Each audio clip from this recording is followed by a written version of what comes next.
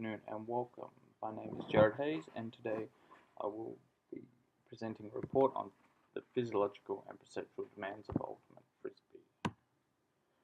Ultimate Frisbee has been described as a fun and exciting game that is fast-paced, non-contact and has many skill sets of other catch and pass games including netball, basketball and American football.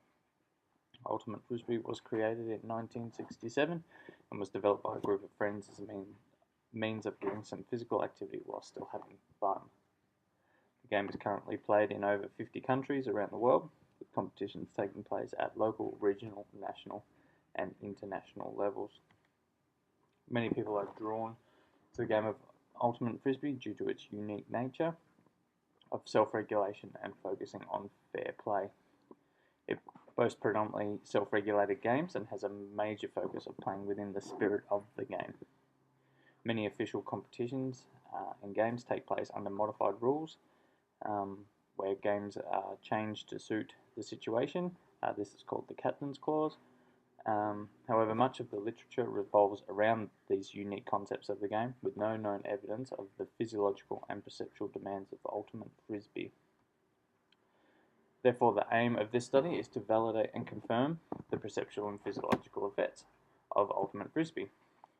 This research would establish a basis of knowledge to aid the development of precise elite training programs that match and exceed the metabolic demands of playing elite level Ultimate Frisbee, to determine whether exercise intensities whilst playing Ultimate Frisbee meet the requirements of physical activity guidelines that will allow Ultimate Frisbee to be implemented as part of general population / school-based programs, and to identify common physiological and perceptual demands between Ultimate Frisbee and other catch and pass games, which would provide evidence for adaptation of training protocols to Ultimate Frisbee. Our hypothesis states that we will expect to find a heart rate and perceived exertion scores that meet or exceed physical activity guidelines, thus providing Ultimate Frisbee as a viable option to increase physical activity within the general population. And also, physiological demands will be similar to that of other catch and pass games, and that similar training methods can be adapted to Ultimate Frisbee. The key data to be collected over the course of the cross-sectional crossover study will include mean and peak heart rate across the entire game, blood lactate levels at the start, half and full time. Perceived exertion will be observed at the start, half and full time as well. Participants will also partake in a pre, half and full time 20-meter sprints with timing gates also at 5 and 10 meters. This will be used to compare speed and acceleration changes caused by playing Ultimate Frisbee. Participants will play a modified game of 5-on-5 for 20 minutes total, with 10-minute halves and a 5-minute break at half time.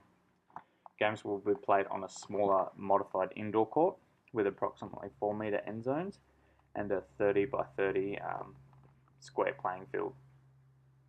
Participants will be randomly subbed in and out of games.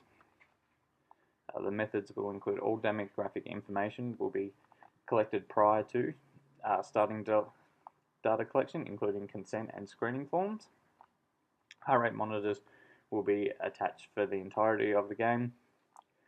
First lactate samples will be taken after the warm-up.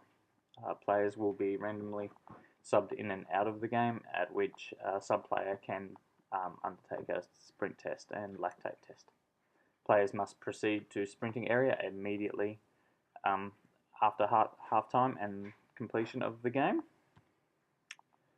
22 participants, 14 male, roughly aged 26, and 6 females, aged with a mean age of 28, participated in 2 controlled Ultimate Frisbee games and the 20-meter sprint tests.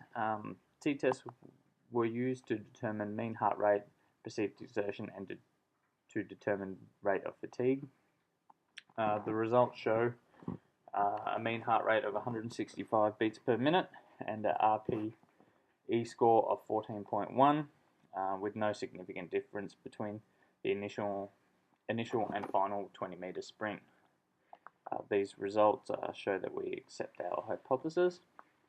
Here you can see the mean heart rates across 5-minute intervals.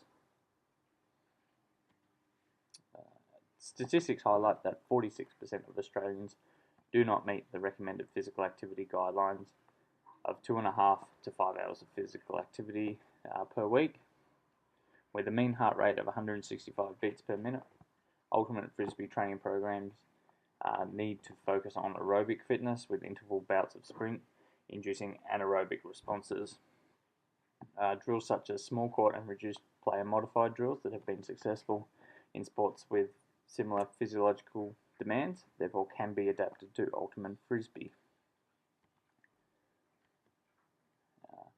Limitations to consider during this research was that most games of Ultimate Frisbee are played as a first to 15 format, approximately lasting 1.5 hours, where our game was only played for 20 minutes.